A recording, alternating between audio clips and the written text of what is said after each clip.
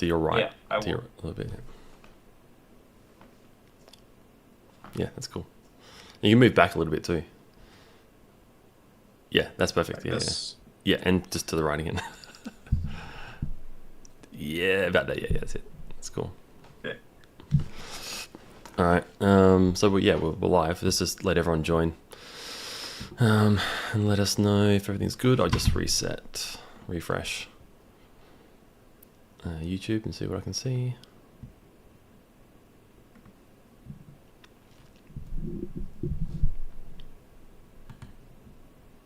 Trying to find the picture. Oh, okay. Should be here.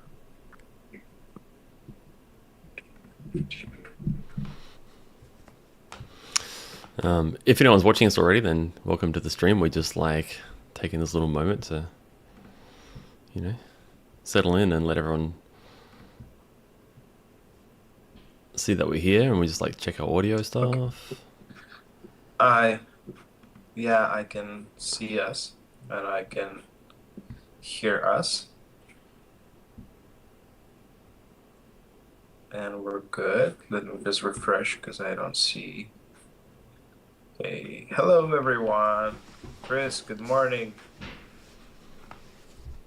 Yeah, Chris told us that yesterday that this is the perfect hour for an AMA for him. Oh, So at cool. least I'm happy we got to accommodate him at least. Yeah, it's awesome. Whereabouts are you located, Chris? I think he's in Germany, probably. Okay. Awesome. Looks like this is one of our maybe half the time we do our streams, like everything's good first try. So this is our Hey, Raul. Hey, Ben. everyone. What a day in the market. Yeah. Good morning Yeah, to that. we were Raz and just I, talking about it. yeah, I was gonna say, yeah, Raz and I were just talking about that. Yeah, I hadn't actually seen it yet. I just like got up and had breakfast and started preparing for the stream. And Raz let me know. I saw the drop yesterday, I mean last night, but then I went to sleep, and this morning when I was checking the market, I saw that drop until close to 100K. That's a big drop. Yeah, on Bitcoin. Yeah, it's just I don't know. The whole Trump thing is like they announced tariffs. Taco, they call him Taco, right? Trump always chickens out. Like he sort of takes it back, and I don't know. We'll see what happens. Yeah. So are we good to go? Should Yeah, we? well, I'm good to go. Yeah. So audio's good, Yep. video is decent. I mean, we can see each other very well on Teams, but unfortunately, this not doesn't reflect YouTube. We're waiting for those super extra mega HQ quality 4K, 8K real time streaming. Well, yeah, I think I was telling you, Raz, like YouTube restrict the quality that they give new channels, and this is like it's based on like channel time and channel followers. So, being a new channel, and just sort of building our following, we don't have the ultra bandwidth allocation from YouTube yet. So, yeah, if everyone tweets about us, posts us, shares videos around, we get our followers up, then we'll start getting higher res. Yeah, hopefully, or yeah, if anyone knows someone who works at YouTube, maybe we can give him a cookie and they can turn our streaming into 4K. That would be great. Give us 8K. I'll give Yeah, you by eight the way, cookies. cookies. Cookies. Cookie time. I have a question about cookies, but yeah, let's properly start the stream. Yep. Hello, everyone, and welcome to another live AMA. I'm here with Garth. We're ready to answer some questions. Uh, we're thankful that you joined this early. It's 9 a.m. here, probably 8, or yeah, I think for Chris it's 8 a.m. We're just testing the time zones and trying to find like the sweet spot where everyone can join, like US, Australia, Europe, and that's pretty much it. I'm not sure that we have any investors from Asia, or at Well, least they Asia's basically didn't. the same as Australia, so Oh, okay, so yeah, we yeah, should be good in terms of time zones. yeah. Yeah. So, hey Garth, how are you? Oh, I'm pretty good actually. How are you? I'm good. I'm good. Just so I was telling the guys as soon as I woke up that I woke up at 6:30, and I was afraid that I'm gonna fall asleep. Like when when you speak, when you say something, just a longer sentence about something, just me listening to you here and just gradually closing my eyes. And I'll just uh, yell into the mic. Don't worry about that. yeah, it works. I have my headphones, so you can just it goes through my ears directly. Yeah, yeah. And Appreciate you getting up early. Yeah, thank you. no, I mean it's fine. I'm really happy that we get to do this AMAs, live AMAs. I think it's something different than, that differentiates us from other projects Mm. by the fact that we're just super comfortable, and maybe not about this, but we were also comfortable in going live and just showing our faces and discuss freely about stuff. By the way, guys, so Garth doesn't know the questions I'm gonna ask him. So we're doing this basically 100% transparent. And I think this is another plus. And also, I'm enjoying just having uh, you and discussing live face to face, especially that we're not just close and in the other part of the world. Mm. So Yeah, that's yeah, cool. it's a nice way to just spend time and have fun, and I hope the community appreciates as well. Yeah, that's very cool. I think from our side, like we've tried to be transparent the whole time, and obviously, Yeah, as we're getting closer to launch, it gets kind of easier to make the time to be transparent, like not transparent, but like to be more on camera, like to be more present. Yeah, present's the word I was looking for there. Just because, like, yeah, like as people have found, like I think it was Roll.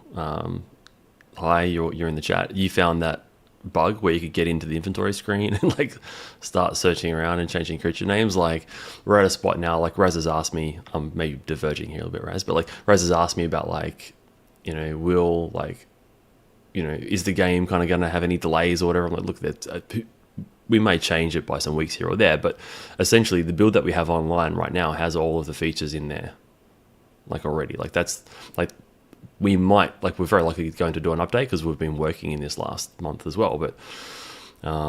But yeah, like worst case scenario, we could just like make the current build live and you'd be able to do all of the stuff we promised. So so it's kind of like it takes a bit of pressure off from me. Like this last couple of weeks, I've just been trying to solve any like account issues or or not really shop issues, but just account issues for unlinking, linking. So it's just been a lot of that. So but yeah, as we're kind of getting closer to launch, it's been nicer to be able to like do more of these and just be more present and answering questions. So yeah, I appreciate you doing this with me, Raz, and I appreciate the community for following us all this time and for tuning in.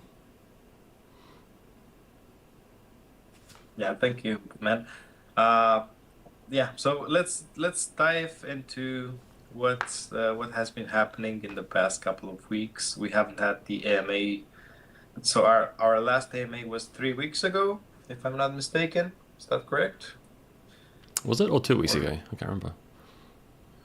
no, 3 weeks, I 3 weeks think. already. It was Okay, 3 weeks ago. Yeah. time flies. So yeah, tell us what's new since then.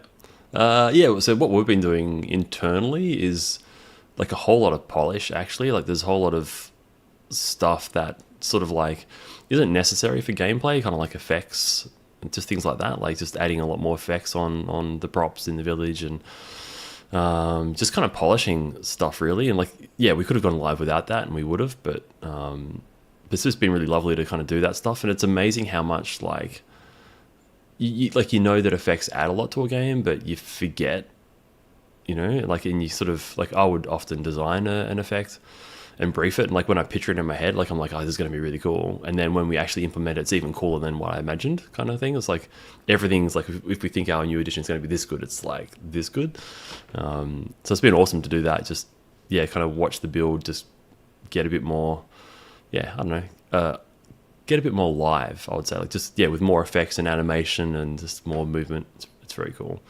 What else? We've been doing some work on the plots as well. It's like just kind of like improving the plot placement UI. So when you can place plots next to it and then move buildings and things between plots. So I've been working on that as well.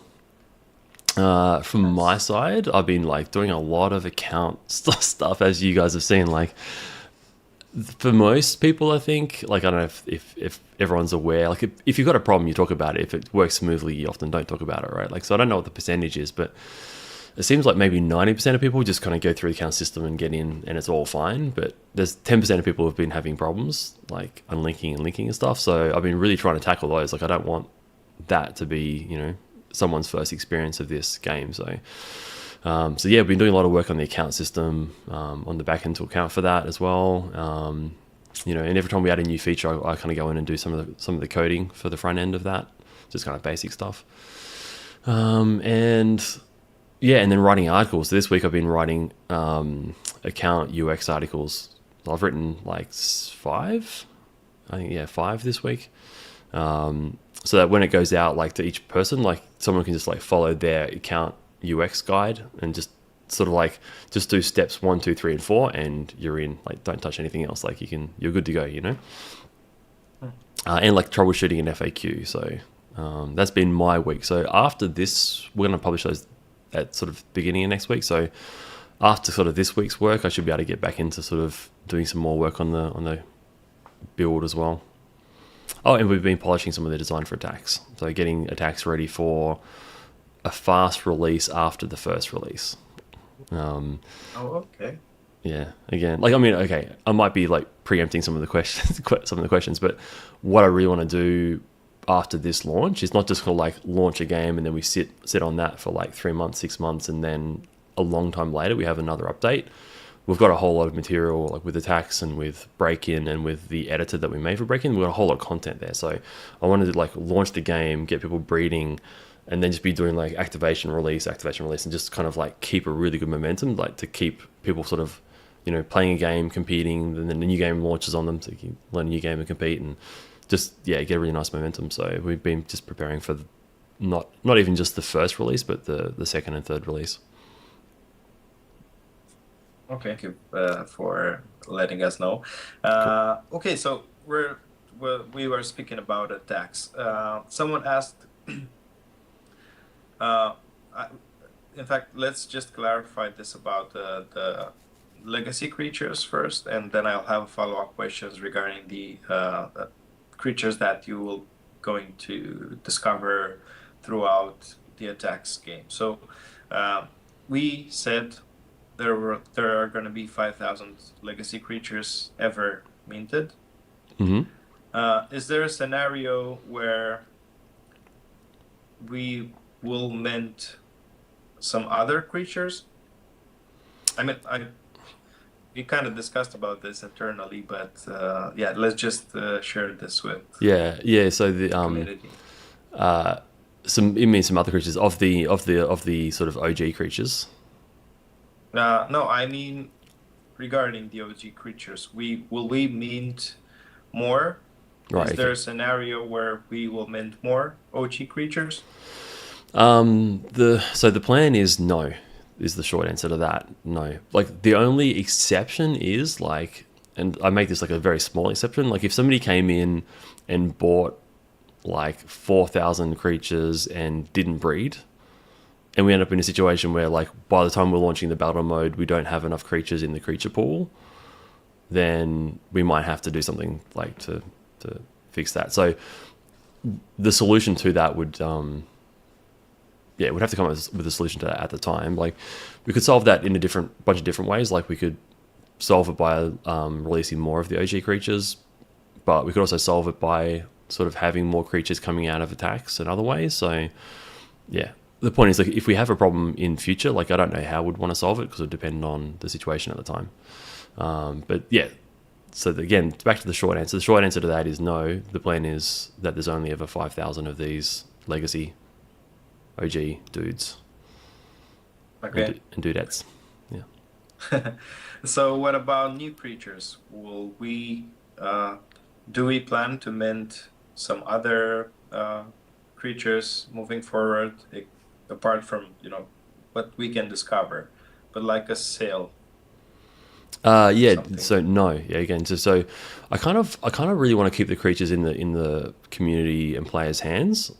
So yeah. So we sell these creatures initially. Then essentially they're all in your hands. Like, you're breeding them, you own them, you're putting them into the creature pool. Then when people come and play for free and doing the free-to-play experience, they can use those creatures. And if they win any prize money, you guys split that between yourselves. And us, we'll get a cut as well, like as sort of tournament hosters. But you guys get the vast majority of that. So, and then beyond that, the creatures that come out of attacks, they also go into the players' hands, and they get we'll have to sort of do some of the economics around that. But the idea is, I've kind of mentioned in the white paper, is that I want the original discoverer or capturer of that creature to get an ongoing royalty for that creature as well. So even if that person sells that creature, the original discoverer still gets an ongoing royalty. Okay. So yeah, again, to kind of come back to the question, is like, we want all of the creature stuff to be kind of more organic, and we don't want to be selling creatures. We kind of want the community to be owning them and discovering them and breeding them, etc. Okay. Thank you. Ben asked on YouTube, could you not put a max on how many one could buy? We do have this in place. Right now, during the creature sale, each account can purchase a maximum of 9 creatures, which means one of each. So there are a total of 9 creatures. We can purchase one of each, but we were also considering the fact that after the creature sale stops and we will launch the game, the creatures will be available on chain and obviously available to sell on specific marketplaces. So if anyone purchases like all of the creatures, basically the game, and not breeds them moving forward, basically the game could stop there. So in the eventuality, if someone plans to do stuff like this, we will mint some more creatures. So this would be like the only scenario where we are actually going to do so.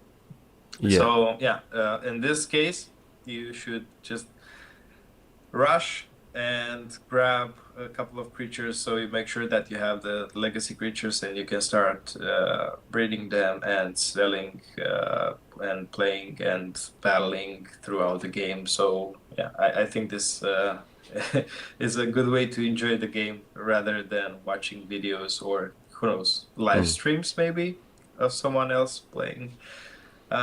So moving forward, can I just give you a case scenario with that one? Like, because like, here's the thing that we need to defend ourselves against, right? Is like, because we're selling these creatures like at a discount on a discount kind of thing. So we've like, you're buying them currently in Wonderman Nation shop, like with 50% discount with the 1 token, which is like already quite cheap, like at the moment, right? But once we launch, and like Raz said, this can go onto other chains and they can get taken to OpenSea. You can imagine a scenario where you guys have been buying these creatures for like $15 each, and then let's say there's like a competitor from a competitor game who's like, they've got like billions of dollars in the bank. Like, you're like, you know what? We're just going to buy every creature. We'll pay $1,000 for it. And everyone that bought them in the original sales, like, oh man, I can turn $15 into $1,000. Let's go, bang, I'll sell that. They turn like $120 or whatever into like $10,000, $12,000, and then they'll all walk off. But then one of our competitors with a competitive game ends up with the whole collection of all of our creatures, and they just like put them in cold storage. So yeah, that's kind of the scenario. Oh no, our stream has like just died.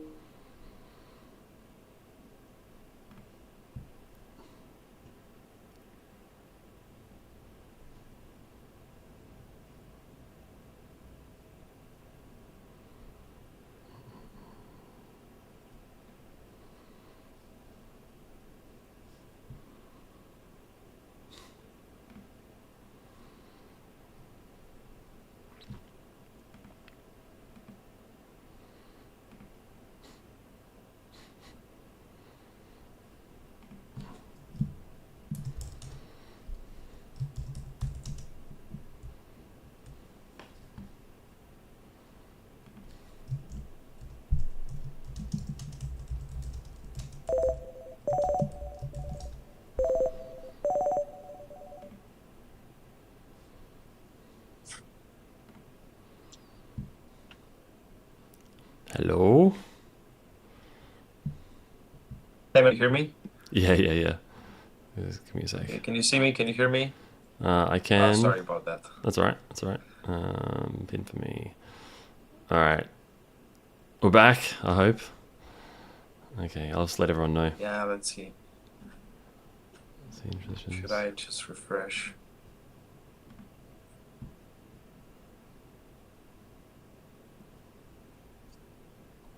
Okay. Let's see.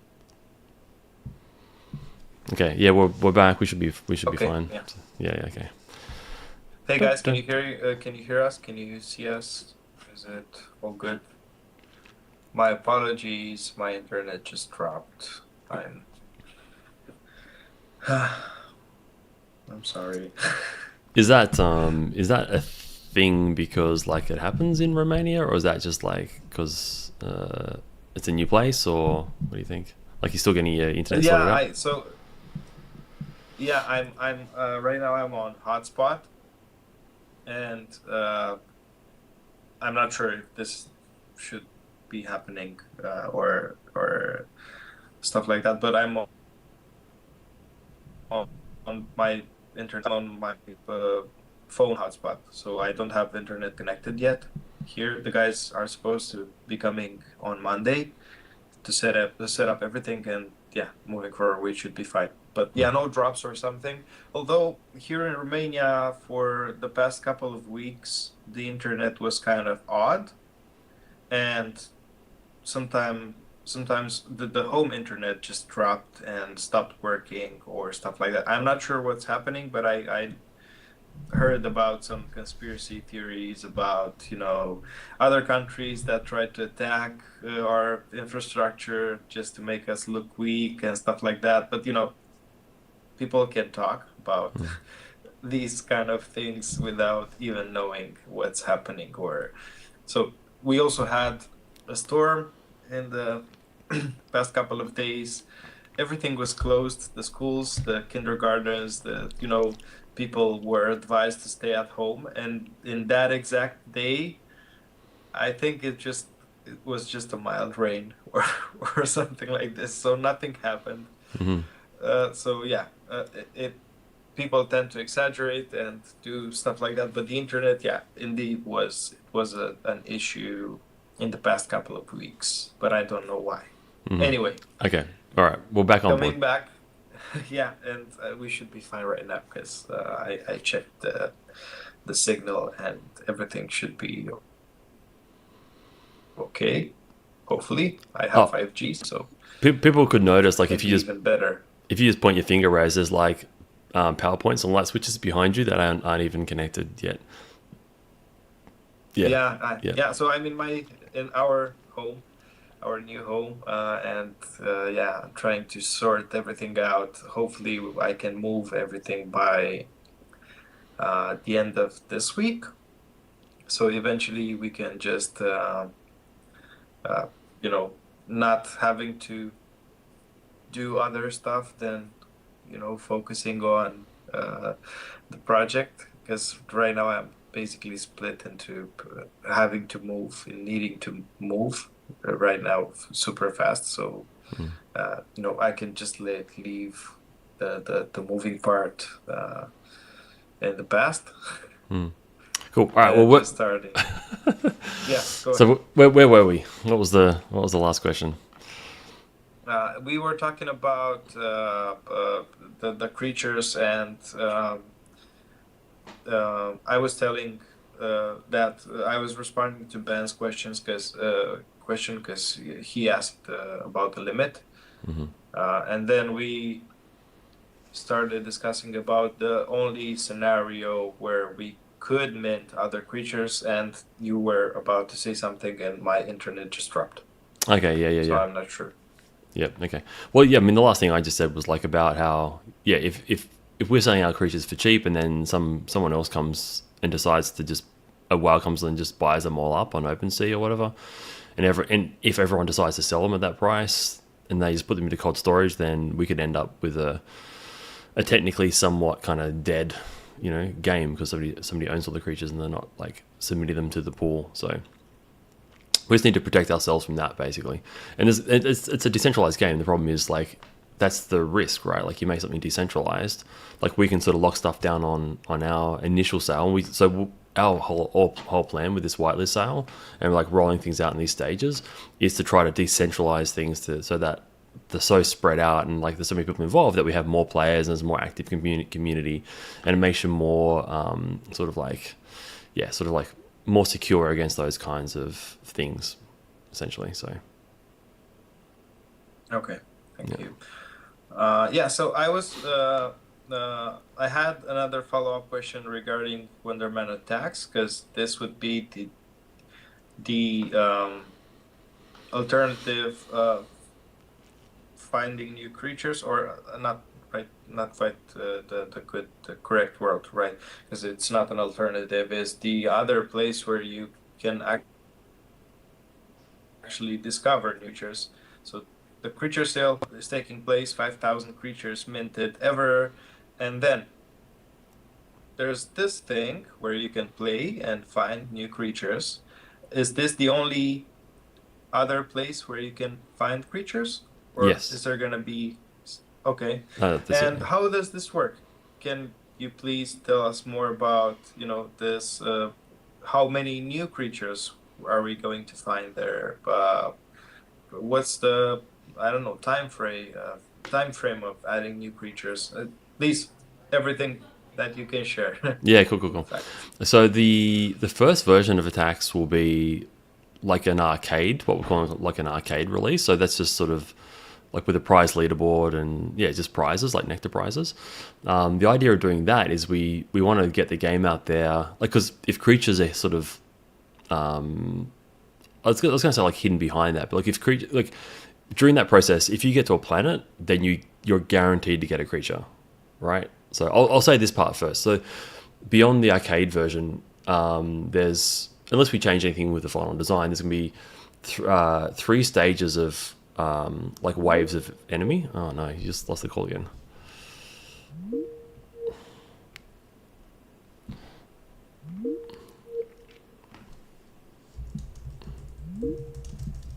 Oh, it's back. oh, I know what happened now. Okay, yeah, It's sorry about that. I tell you what, it's like a bit annoying with teams that it like if you drop out, it drops me out as well. Like if at the very least I could just keep on talking while you're reconnecting, that'd be nice. Anyway, Yeah, it is what it is. So all right, but this time I got back yeah, it's kind of yeah, sooner. Okay. yeah, that's fine. Okay, so yeah, so there's gonna be 3 stages of like alien wave to fight, and then you get a choice to go to the planet to get a creature, or to go to the next, or try to get to the next planet. Once you make that decision, if you choose to go to the planet, there's like an asteroid field that you have to get through, kind of like from the cinematic, the Wonderman cinematic. If you get through the asteroid field, and they're kind of easy. It's kind of like more like a pressure cooker moment where you could die and not get through it, but it's more like it's more of a stress challenge than it is a physical challenge, right? So if you get through the enemy waves, you should be able to pretty easily get to the planet. Just don't F up. Just don't lose your shit, basically. So you get through the asteroid field and you get to the planet, you'll get a creature. It's a guaranteed. So we want to make sure that, and there's going to be 10 planets. So the idea there is that it's reasonably easy to get to the first planet. So if you go into attacks in the final version, you basically will get a creature as long as you can play decently. To get a creature from the 10th planet, they're much harder, obviously. So the creatures from the 10th planet are going to be really rare, like really, really rare. Creatures from the first planet will be less rare, essentially. But it'll be a guaranteed. If you get to a planet, it'll be a guaranteed that you get a creature. So we just want to make sure that when we launch attacks, we've got the sort of the balance right in the gameplay before we put all the creatures inside those planets. Okay. Another follow-up question. What about the sketches were, yeah, the creature sketches that yep. we have? Yep. So are they gonna be part of the game moving forward in another form than, battle creatures? So those are the creatures that you discover on the planets. Oh, so it's randomized. You don't get the same creature for the same planet. Oh, so no, there's a random shit. There's 10 creatures per planet. Oh, okay. Yeah. So whenever you land on a planet, you've got a 1 in 10 chance of getting one of the creatures, each of the creatures. Okay. So all the creatures that we've been releasing, there's 10 per planet. So there's 10 of everything. So I mean, so it could well be that even though there's planet number 1, I won't release the names of them yet, but there's planet number 1. It could be that hundreds of people go there, but there's still one of the creatures doesn't get discovered just because it is random. So it could well be that there's 8 or 9 sort of more common from that planet, and 1 or 2 that are less common. Yeah, that's nice. I'm looking forward to play Wonderman attacks now. It's super cool. Did I explain? I'm trying to think. I forget what I've said in other streams, but we end up with a really cool mechanic for it. It's honestly, it's similar with the pinball thing. We made pinball and we're like, oh crap, this is we went beyond where we meant to go. I'm like, this is a game. We could launch this as a game, like a standalone game on an app store or something. The same thing happened with attacks. We're like, well, this is just, we tried to make a basic mini game. We just couldn't help it make it better until we liked it, and we pushed some boundaries. So it's that could be a whole game, not to mention break-in as well. There's some awesome stuff coming up. So yeah, we're really excited to share it. It's pretty cool. Yeah. Let's see. So the creatures grow from baby to adult. How is this process going to happen on chain or perhaps off chain? Or I guess the question would be, would they grow and upgrade as an NFT off chain, or are we going to be using a smart NFT feature that allows them to grow directly on chain? That's kind of a interesting question. The kind of one and the same is the thing. It's they essentially grow. It's we've done our own sort of.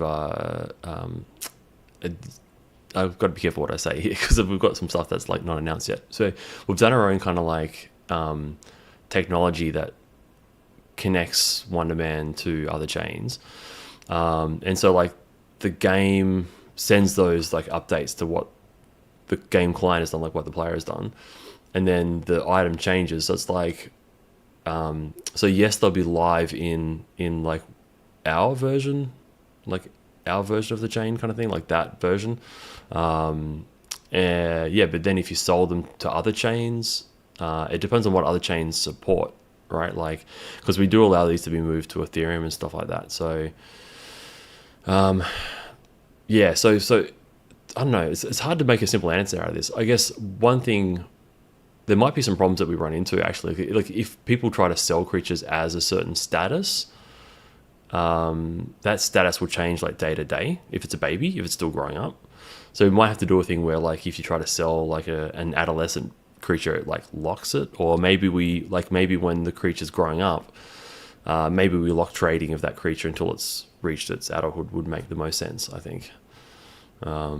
Just so there's no kind of like buyer confusion of like, oh, I bought a baby and now it's an adolescent. Like, what is this? You know? So yeah, it's hard to answer that question simply, to be honest. But I think what we might need to do is like just lock the trading until the adults. I mean, they cannot be put to battle while they're in their growing phase, right? Exactly. Yeah. So it makes no sense for people to want to um, sell them during that phase. So yeah, I guess we can do this. Or yeah, if we come up with something else, then we can share this with everyone at Yeah. that point in time. Yeah, because the thing with the creatures when they're raising, they don't actually have their stats yet. Like their stats are still being unlocked. So if you were to sell, like I think selling a marble, selling a creature, like a Genesis creature, or selling a bred creature as a marble, like they're both really cool. And then selling like a bred creature as an adult, that's also cool. Yeah, but selling a creature as it's being raised, I don't think makes any sense. Yeah. Okay. Thank you. Is there a limit on the total number of love shacks? There currently isn't. Like other Okay. than how big your I land mean, is. not because we saw, there are the total of 250 love shacks. If everyone purchases them, would they be like, for example, after the creature sale, would they be able, if they want to purchase another one, Hmm. or someone new who joins, would they have like the option to buy a love shack, right?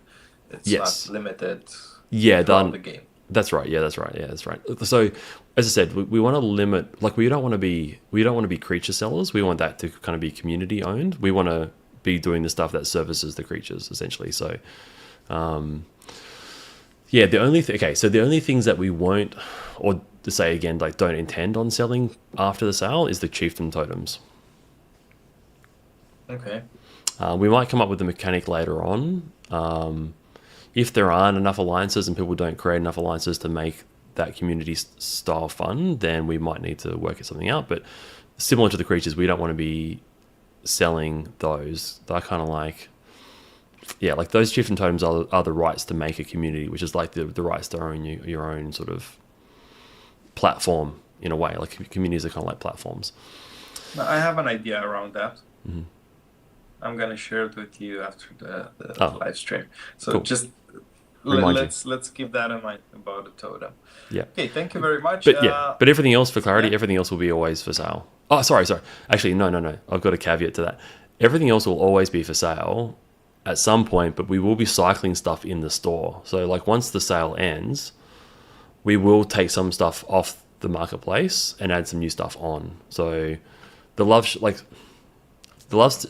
will probably stay on there, but there will be items that won't be available for a while, and they'll come back after 6 months or something. Oh, okay. Okay, that's nice. Yeah. So let's walk through the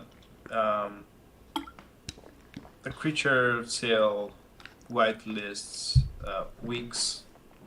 Hmm. Because someone asked, made summed up the weeks and basically came up with the conclusion that on the 27th of October the game goes live, right?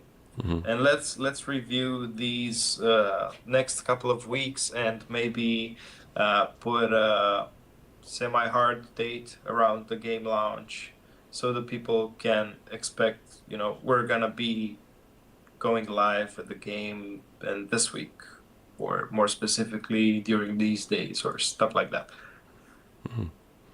So one thing we've kind of said from the start is we want to do like 4 weeks of this whitelist on our, like to our audience, like people who bought tokens through Pavilion Hub and third-party like launch pads. Yep.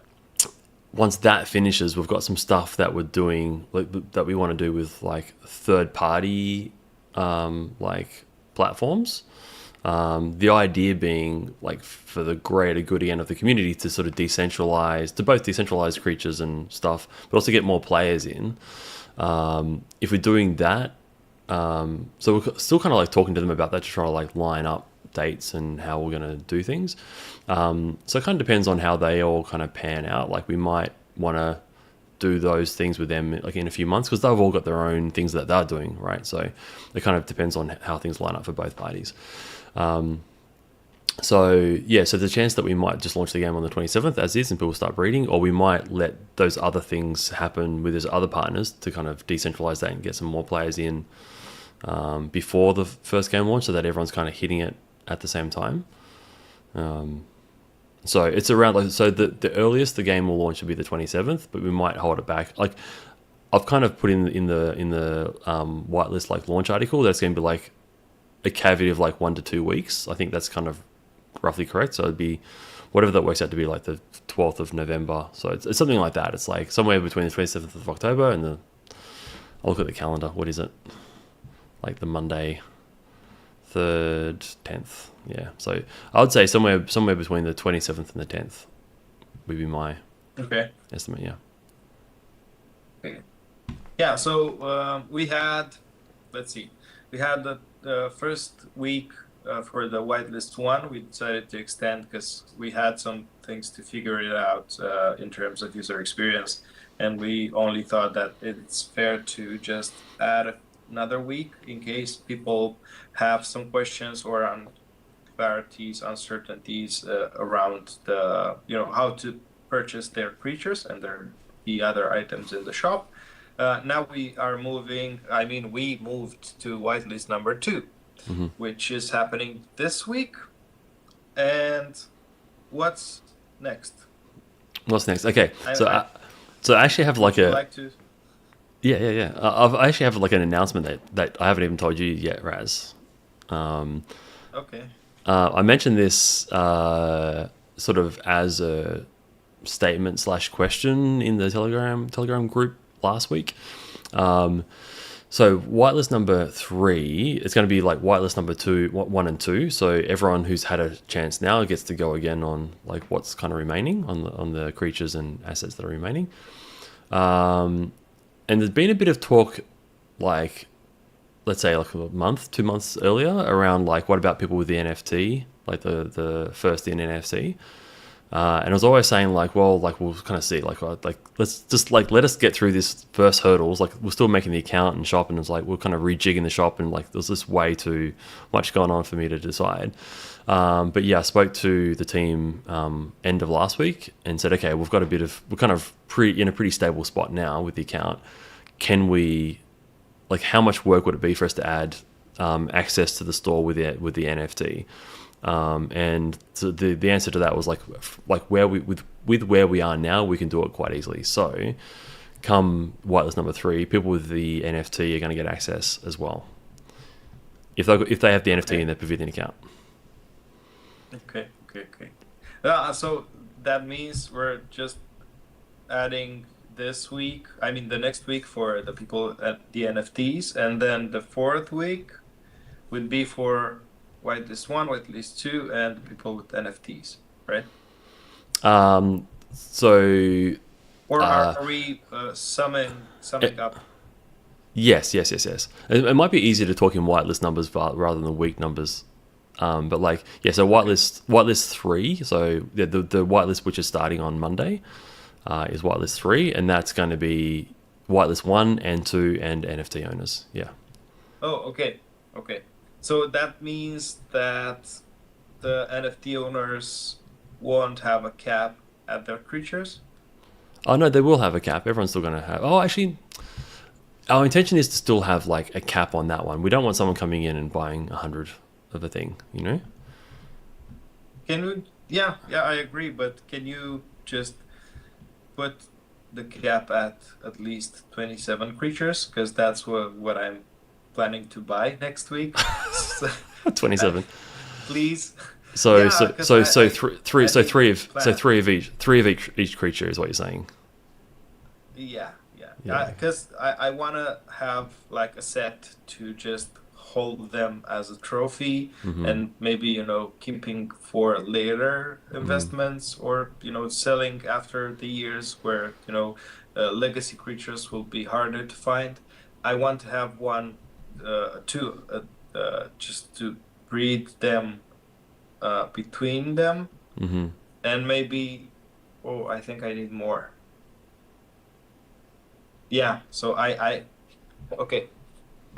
It's a really complex plan. So, two set of creatures. I want to breed them between the exact species. Mm-hmm. I mean rabbit with rabbit, bird with Hmm. bird, just to see what comes up from them, and then another two sets to breed them randomly and get new babies, and obviously finding out what happens between breeding a rabbit and I don't know, the snake and stuff like that, and one set of creatures to just have them and keep them for later. So I would need five sets in total. I have one right now because Mm-hmm. that's the limit that we could purchase. So I'm gonna need another four sets. Okay.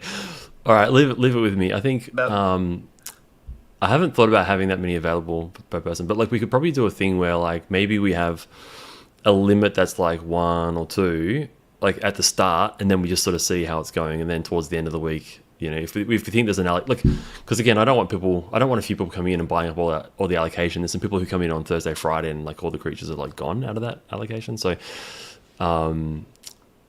maybe so maybe we just like turn up the accessibility on those like later in the week. We turn it from like one of each to two to each, then two to each through yeah. something. Yeah. Okay, yeah. I mean that works as well because I'm gonna be here like the entire time, Mm-hmm. and I'm gonna be hearing first. Yeah. So I think it's fine by me. I can purchase my sets. So yeah, if anyone else have so I shared my strategy, obviously. If you think that that's a good strategy, just keep an eye out on the Telegram because we're going to announce there first. I mean, kind of at the same time with X, because usually when we post on X, we after a couple of seconds we are sharing the post on Telegram. But yeah, if you want to be one of the first to have more sets than two, just keep an eye out. Mm-hmm. Yeah. Cool. Okay. That's cool. All right. Yeah. Yeah, And I mean, yeah, yep. And I was gonna like that just reiterate, like the fourth week is for like the Poker Starter and Chain Boost and Blockpad people. So block that. yeah. Yep. Okay, and then we are gonna reserve about 2 weeks for third party uh, uh, initiatives, right? Yeah, exactly. Yeah, and like, again, like another little caveat would be if we do this stuff for like Poker Starter and and Chain Boost and Blockpad.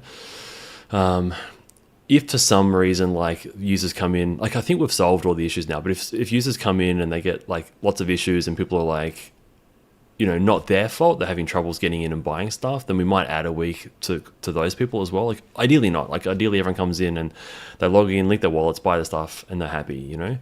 I just don't want to get to the end of that week and have people sort of raging at us because we had a problem with our account and they couldn't solve it because of our fault, and then they miss out, kind of thing. Oh, and I think that people are gonna be upset, uh, whatever reason. Hmm. Because I saw a comment on X. Someone called us a scam because we did not post our website in the post, which is basically, I mean, the posts right now were meant for, the people who are actually aware of the game, because we're the Whitelist 1 and Whitelist 2 are the people who purchased tokens at the initial sale. Hmm. And obviously they know the website, and even if you don't, you have the website in the bio of the X. Yeah, it So doesn't. you have basically everything there. Well, someone called us a scam because we did not post the website on that specific post. What kind of scam is this? Yeah, No yeah. links? I mean, so yeah, It's it the should opposite. be. Like an actual scam would be someone who's not the account posting their version of the website. Like, yeah, I don't know, whatever. Yeah, with the official account. So, yeah, I don't know. Yeah.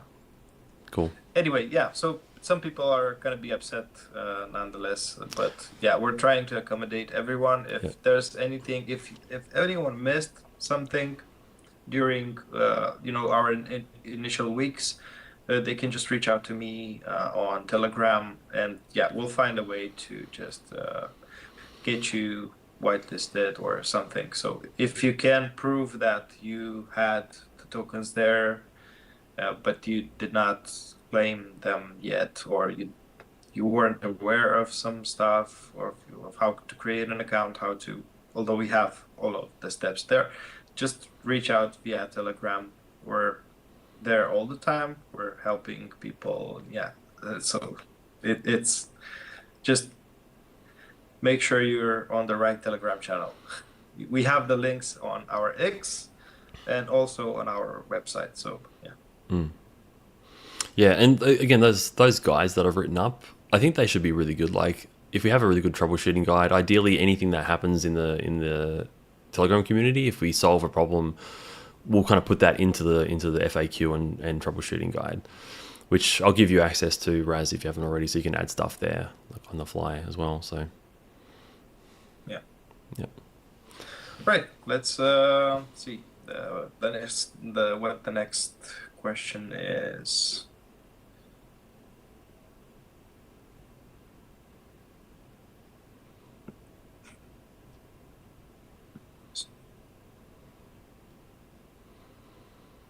So yeah, we covered this one about the cohort next week, and two special bonus cohorts, and then the launch. No, that's it. Not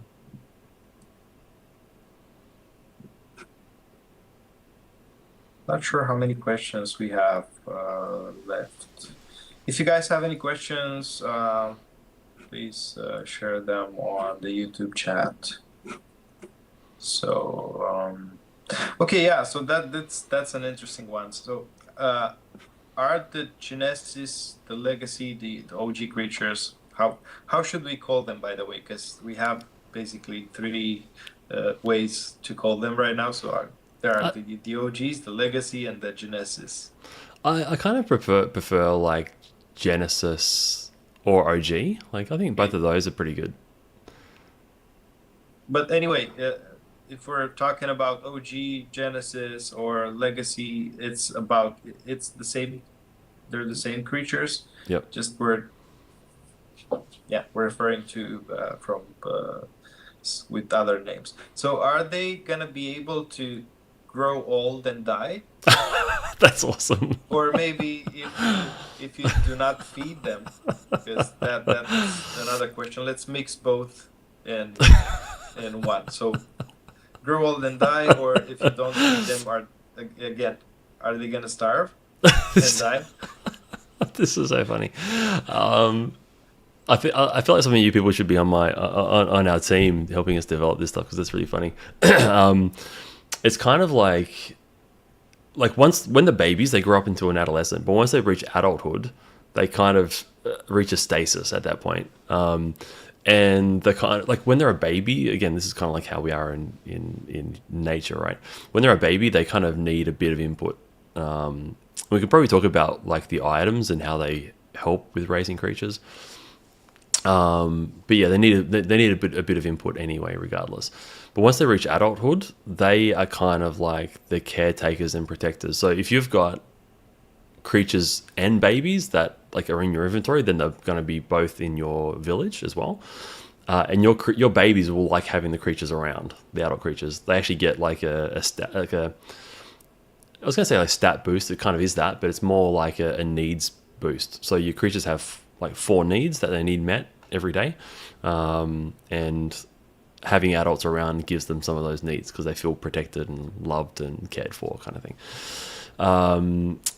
Okay, so that part is said. Once they go into battle and stuff, they can't. After that, they can't die. So I'll answer that one straight up. They can't die.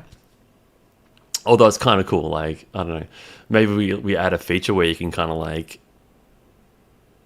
age out your creature and then let it get old and die, and then you get some wonder or nectar out of it. That'd be kind of funky. Yeah. But no, but after battle, like if they get injured in battle, the other idea is that once they're injured in battle, they could get used in another battle, but they won't have 100% health, so that'd be like silly to use that creature in a battle. Unless you're very confident in your ability with like a creature with 50% health or whatever. But once, like when you have a village, the more stuff you have in your village, the quicker the creature regains its health. So if you have a village, then your creature will just like regenerate its health like over a period, let's say 24 hours, right? Whereas if you've got like a barn or somewhere for the creature to sleep, and if you feed it some food, then it will regenerate like really quick. So you can kind of get it back to battle sort of like within the hour or two. So yeah, that's kind of the idea. So Like the idea isn't to sort of like lock people out or limit things. It's just more like the more you engage with the game, you can speed it up.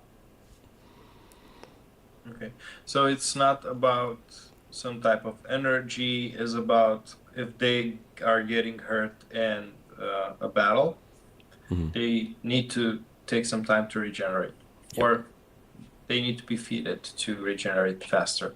So Yep. it's not if a creature is not hurt during a battle, basically means that we can put them to battle uh, over and over again, right? Yep. Yep. Immediately. Yep.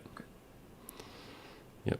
Good, because yeah, I'm basically trying to remember because we had some other questions that are basically getting answered while asking some other questions. So yeah, regarding the energy, so that was another one. Mhm. We have another questions about breeding because I mean we need to clarify some things. So people were asking how the breeding will count. So if creature A with creature B will breed 3 times, does that mean that creature A or creature B just uh, filled their breeding slots and they cannot be breed with someone else, right? Correct. Yep. Yep. And also, what about if, because we were talking about the, alliance breeding. Hmm. If we're gonna take a creature that has only one breeding spot left from another player from the alliance, and we decide to breed with them, would their spot get filled? No. Okay. Yeah. So So yeah. that's one of the bonuses with alliances. Like once you have an alliance, there's a whole lot of bonuses, but one of the bonuses is your creatures will get like an extra breeding slot. Essentially, as a collective. Because Just one. because someone else can breed with like you can, yeah, because in the alliance you can have 2 players and they both have 3 slots, so you can get 6 breeds in an alliance versus 3 breeds when it's like your own creature on creature. Yeah, so because there was a question regarding the alliance, what's the point in creating one? Mm. Well, here's one Mm. one of the reasons. And so you get extra one spot for each alliance member. So for example, not sure because it's kind of complicated. So if I'm gonna go take a creature from your land plot and breed with them, and then I don't know, Chris comes and take the same creature and breeds with it. is there going to be any breeding spot filled? Um, so, uh, okay, I kind of like didn't quite understand the question, but essentially, like if you've got like one creature, one player breeds with another player's creature, you only the player who's doing the act like activating the breeding, they pay for it, and then they have the breeding slot taken up on their creature.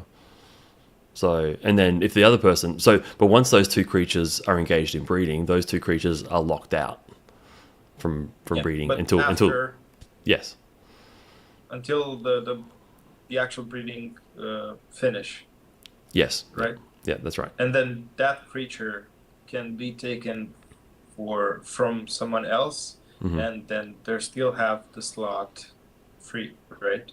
That's right. Yeah, So it's one per user, yeah. but It's if there are more users into the alliance, they get to just breed with the same creatures for free one time. I mean, um, not for free, without filling the breeding spot. yeah, exactly. Yeah, yeah, yeah. It's kind of like, I mean, Okay. you could think about it like, you could think about the creatures as being sort of like non-gendered, I guess you could say, right? So whoever's initiating the breed, think about them like, okay, you're going to be like the mother of the breed, and the other creature that you're breeding with is just kind of like the surrogate father kind of thing. So they're coming in, doing their bit, but your creature is the one that has to like incubate the creature. So it's like it's taking up one of its breeding slots in that sense. That maybe is a way to think about it. Okay. So that's Let's talk. let's yeah, I was gonna say Yeah. with the alliances again, like that's one of the advantages. The other ones are like you get the advantage of like linking your villages together so that you get, I mentioned earlier, like creatures are raised better when there's adults around. So if you've got two alliances that are two players that are joined their villages through an alliance, then the adult creatures can travel between plots. Like your creatures might like literally like wander off and go into someone else's village, but that gives like a boost to all of the villagers in the alliance because they've got like more adults around like to access. Like it takes a village to raise a creature kind of thing. So there's that. But I mentioned, I think last time, that the battle blocks were kind of like when we created the whole creation, then creation into the village thing, it made us rethink about everything with the battle that we had. So we had the battle mode like near done,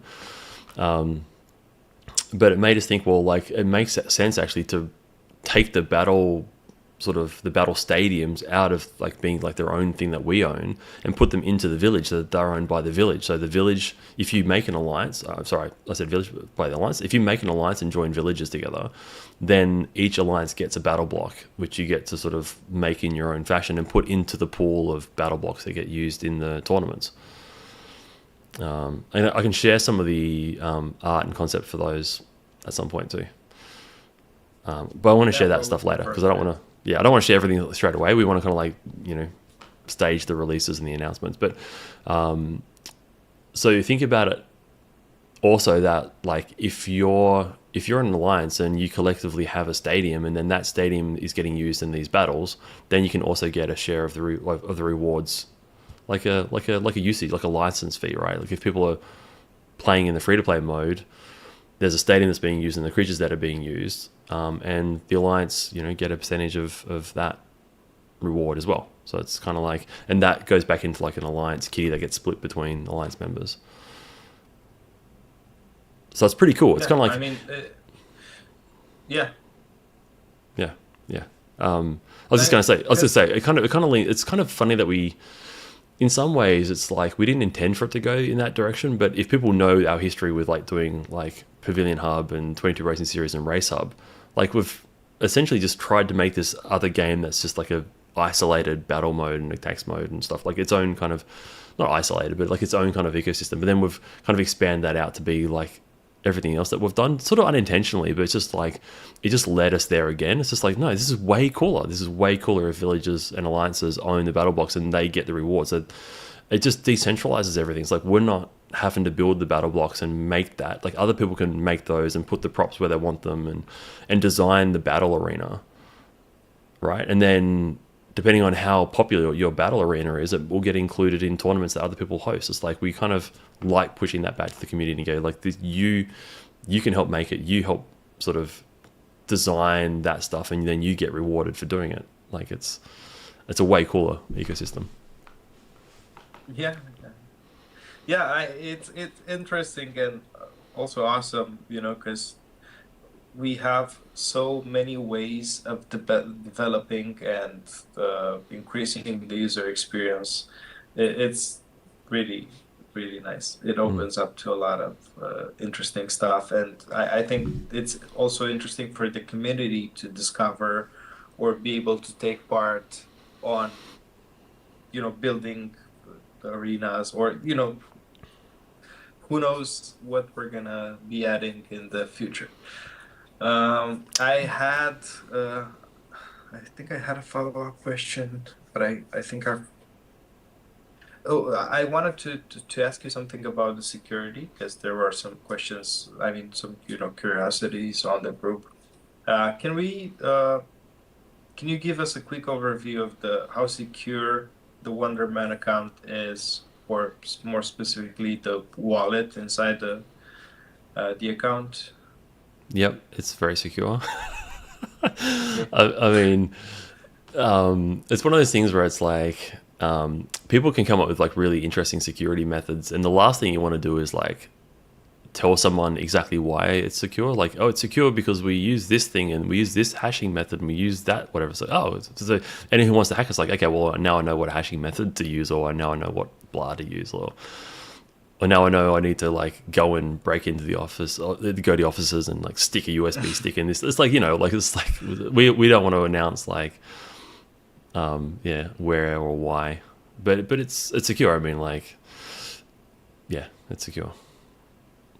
And it's one of it's one of those things. It's one of those things too, where it's like everyone can say this stuff is secure, and at the end of the day, I don't know. You have to. You can make your own choice whether you trust it or not. I guess all I can point to is like Goaty has never been responsible for a security breach or anything like that. So.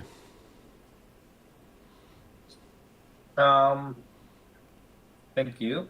And yeah, I mean, it makes sense, but I had to ask this. There were questions about that. Sure. Look, and a follow-up is... Obviously, a follow-up is you can see we've already got connections to other wallets, right? So you can already send Wonder tokens to and from MetaMask or from any wallet. Like we just did the new BSC linking method, like the transaction verification method. So it's much easier to link.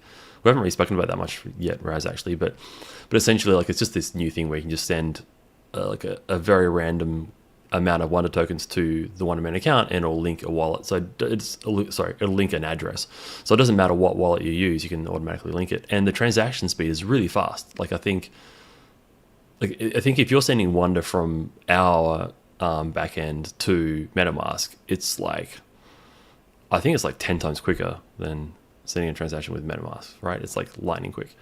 So anyway, whatever. You can already see that you can do that. So once we open things up for minting, if you trust like whatever wallet more than the Wonderman account, then you can send your stuff there. So, like, yeah. Yeah. Another question. Let's see. So what we talked about a bit of, what are the benefits of being in an alliance? Now I'd like to ask you, what's the benefit of being an alliance owner? Mm-hmm. Yeah, that's probably a good question. I think we want to be careful to not like just benefit alliance owners like in proportionate to everyone else. Like we don't want to like just recreate the current system where like CEOs take billions and no one else gets anything, right? So it's going to be pretty mutual across. I guess the main initial benefit, like we may give an additional reward to an alliance owner, I guess, right? But the main benefit is you get to choose your alliance. Like you have the control to choose who is in your alliance. You know what I mean? Like you choose your community. That's probably the biggest thing. Okay, so look, maybe I'll go back to like another point. We talked quite a bit when we started designing alliances. We talked quite a bit about Do we have the method that other people have, where there's just like a big like land plot, and there's like little like a land map, let's say, and they're like little individual plots, and everyone has to buy a plot on this, and that's how you join an alliance. And I don't know, the team was a bit split on it, to be honest, but like I really didn't like that idea for the simple fact that I don't like the thing of like, again, people can come in and snap up lots of plots and not use them, and you don't get to choose your neighbors. Like this is like awful. Like you don't get to choose who's in your neighborhood, right, or connected to you. So the good thing about these like more dynamic alliances is that people can sort of choose who's placed next to where. Like you can choose your neighbors. So there is going to be some voting system. If you've got like a village alliance member who's like really annoying and no one likes them, you can vote them like off the island, essentially.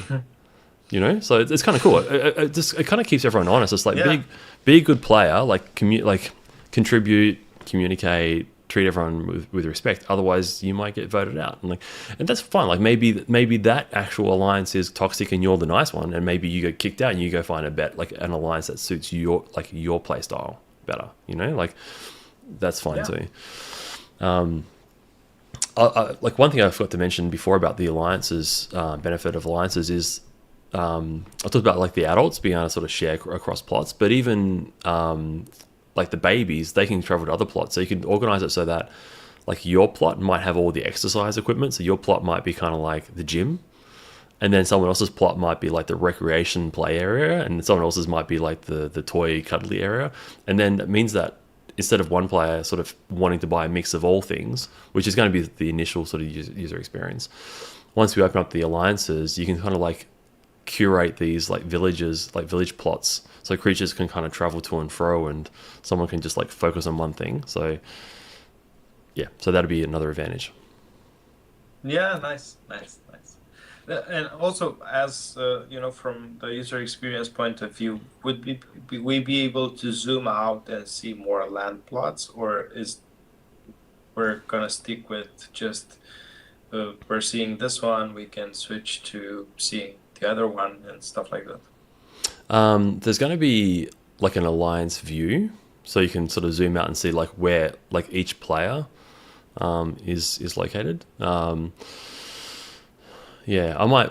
talk about that a bit in a future thing. I might sort of send a thing out to show everyone, because it's kind of like slightly hard to sort of picture, but like no matter how many plots you have, like the community is like the alliance community is a grid. So no matter how many plots you have, like whether you have 1 or 100, you still connect like on the left and the right to the other alliance member, if that makes sense. So you don't take up slots in a grid, you're just like individual. So there's that view, and then there's going to be like just walking left and right. So you can just walk left and right like to adjacent community members, so you can just like go to their plots. Going to plots that are like in front or behind, we haven't done the thing yet that we wanted to do for that, but we've got like, because it could just be a load is the kind of normal way, but we want to be able to like have a really cool like animation where like it's kind of like a bit of a page flip, where all of the environmental assets like flip over and the new one kind of flips out underneath it. We started working on that like back before we did our rebuild, so like whatever that was now, like a year and a half ago or something. But then we dropped it to like rebuild and just get it going again with the new tech stack. So we'll come back to that. But essentially, yes, we want you to be able to travel left and right and backwards and forwards in a seamless way. Okay, thank you. So we're ran out of questions right now. We only have one more. So someone on the YouTube chat, Bigus Ignoramus, asked, can we have national foods in the list of foods? National foods? What is that? What does that mean? I mean specific foods from sorry, yeah. The other countries or regions. Cool. Yeah. That's okay. Yeah, cool. That's awesome. I love that idea. Yes, please. Yeah. Okay. So one thing I'd say is like I'll just kind of touch on what I just said. Like we've rebuilt our tech stack. Now that we knew that we're doing the village, we're like, okay, we've got to sort of dump a lot of what we did for just the battle mode and make this new tech stack that supports all of this kind of infrastructure. So for us to add new foods and things is actually really easy now that we've got the pipeline for it. So I don't know. Maybe we can run like a weekly or monthly tournament kind of thing where we get someone to pick a food and then we make it and stick it in the game and I don't know, give it away Yeah. or something like it'd be kind of something fun like that. Yeah. We Well, can think about. what would be your national food, Raz? We have a couple of ones. So with I have to start with sarmale, which is like the meat rolled in cabbage, and they yeah look like I'm not sure how to explain this, but yeah they're really tasty, and usually the people are making them during the Christmas time Hmm. most of the time. So it's something cabbage rolls with meat inside, Hmm. like steamed that the fire, and yeah they're pretty tasty, and they we eat them with cream, Hmm. and we can you can eat them with also you can add bread, or we do have something traditional, the polenta, the momoliga. Hmm. So it's yeah it's kind of to complete the dish, but yeah I mean we have a lot of other traditional foods uh, that I think they're tasty. What Hmm. about yours? I think for Australia it would be like meat pies, meat pie with Okay. sauce. Um, I don't know. Maybe if anyone has ever looked me up on Google, you might see I've got like my own food creation or two. I don't know. Maybe I'll throw that one in there as a little joke. Um, yeah, Gerardo, our lead concept artist for the design of this, like he's Mexican, so I think for sure would put some like mole sauce stuff or tacos or burritos or something like that. Like that'd be pretty fun. Yeah, Yeah. I mean, I think let's do it. Like let's do a poll in the community, get everyone to submit their ideas for their national food. Maybe we'll just do it as like a little community thank you giveaway kind of thing. That'd be fun. yeah. I mean, or I have another idea, although this is a bit strict because usually the people who are good at pinball will be good each week. I was thinking about the top one, the winner of the weekly chart, depending on their nationality, to be just selected, and they can just tell us one national dish, and we can just create a dish based, an NFT, and Mm. put the animation or the picture behind the dish, but probably it's just gonna be the same person each week, Mm-hmm. or maybe just two or three. I'm not gonna be number one on the pinball chart. I Mm-hmm. can tell you for sure because Mm-hmm. I tried reaching over 1 million and I couldn't do this yet. But yeah, I it it would have been a good idea, and if anyone knows, if anyone knew how to play pinball Mm-hmm. other than those pros from the first top three. Maybe what we can do is, I mean, let's let the community can give us some ideas too. If anyone else has some cool ideas for how we can like gamify the selection of foods, that'd be cool. Another idea, just using Yeah. the leaderboard one, could be we choose the top person to choose the food for their country.